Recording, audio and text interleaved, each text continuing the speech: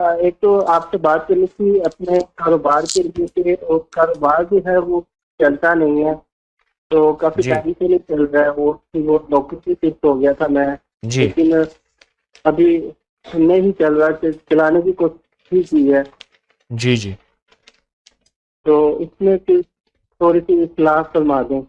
اور کہ ہمارا جو گھر ہے نا وہ مشترکہ ہے، تو اس میں ہم لوگ چاہتے ہیں کہ مطلب وہ جو ہماری پھپھو ہے نا تو وہ مانگتے ہیں ہم سے نا حصہ وغیرہ، تو ہم کہتے ہیں ہم سے ایک ایک کر کے حصہ لے لو، تو باری باری دینا پڑتا ہے۔ تو لیکن وہ حضرت وہ کہتے ہیں کہ انہوں نے کورٹ میں کیس کیا، وہ کہتے ہیں ہم نے یقین لینا ہے اور ایک ہی طرح لینا ہے اور اکٹھے اونچا بولیں گے۔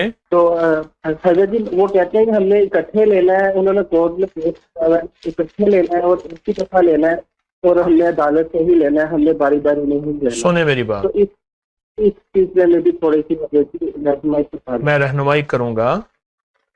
بہنوں اور بیٹیوں کو حصہ دینے والے ہمیشہ مالدار ہوتے ہیں، دولت مند ہوتے ہیں، باکمال ہوتے ہیں۔